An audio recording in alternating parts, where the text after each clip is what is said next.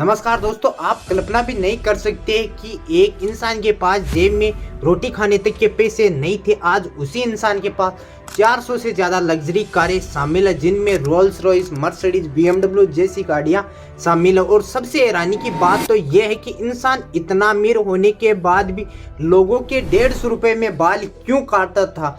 आज हम बात कर रहे हैं बेंगलुरु के बुलिनियर बार्बर रमेश बाबू। कैसे एक नाई की दुकान चलाने वाला लड़का भारत का कार रिटेलिंग किंग बना। चलिए जानते हैं आज की इंस्पायरिंग कहानी में।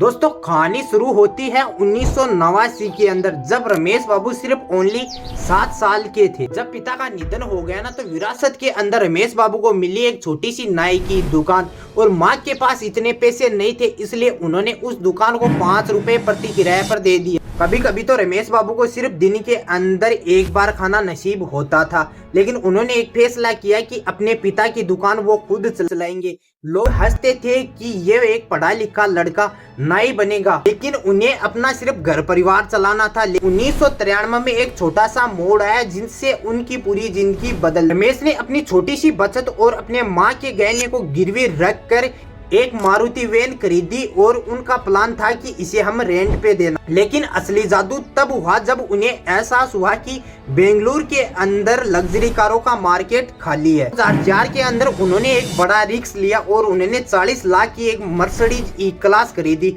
उस समय लोग उन्हें पागल कह रहे थे कि एक नाई है ना मर्सिडीज खरीदे। रमेश बाबू का विजन हमेशा साफ था कि उन्हें कॉर्पोरेट और ऑफिसों और फिल्म स्टार्स को अपनी कार को रेंट पे देना शुरू की। और उसी समय है ना मांग बढ़ती गई और कारें जुड़ती गई। और आज उसी रमेश बाबू के पास, रमेश टाउ ट्रेवलर्स के पास 400 से ज्यादा गाड़ियां हैं, और उनके पास 3 करोड़ की रोल्स रॉयस गोस्ट थी, जिससे वो खुद चलकर अपनी ऑफिस के अंदर जाते थे। उनके क्लाइंट्स भी बड़े बड़े इंटरनेशनल डेलीगेट शामिल थे। लेकिन दोस्तों, इस कहानी का सबसे खूबसूरत हिस्सा तो ये है कि रमेश बाबू के पास इतनी दौलत शोहरत होने के बाद भी वो सुबह 8 से 10 बजे अपनी पुरानी दुकान नाई की दुकान पर जाते थे, और उस समय भी अपने पुराने ग्राहकों के बाल काटते थे। वो हमेशा एक ही बात कहते थे कि इंसान कितना भी अमीर हो जाए, उसके पास कितना भी पैसा आ जाए, हमेशा अपनी जमीन से जुड़े रहना चाहिए। इसलिए आप लोगों को भी मैं एक ही बात कहता हूँ कि हमेशा ना आपके पास चाहे कितना भी पैसा है, एक तो आपको कभी भी अपनी जिंदगी के अंदर घमंड नहीं करना है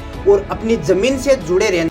अगर वो उस समय अपने काम को छोटा समझते, अपने काम को नीचा समझते, तो आज वो रमेश टावर ट्रेवलर्स की कंपनी नहीं करते। 400 से ज्यादा लग्जरी कारें उनके पास नहीं होते। इसलिए जिंदगी के अंदर जो काम करो ना, उस काम को पूरी मेहनत से करो, पूरे डिसिप्लिन से करो। और उस बाबू की कहानी हमें 3 सबक सिखाती है कि कोई काम छोटा नहीं। रिस्क लेना भी जरूरी था, लेकिन जिंदगी के अंदर जहाँ रिस्क लो, जहाँ आपकी सफलता की अपॉर्चुनिटी बनी। वीडियो उस दोस्त के पास जरूर शेयर कर देना जो आज मेहनत कर रहा है। उन्हें एक चीज बताना कि समय सबका बदलता, और वीडियो अच्छी लगी हो तो लाइक कर देना, और चैनल पे नए हो तो चैनल को सब्सक्राइब कर देना। इसी प्रकार के मोटिवेशन वीडियो चैनल पे आते रहते। मैं मिलता हूँ आपको नेक्स्ट वीडियो में नए टॉपिक के साथ। तब तक के लिए जय हिंद।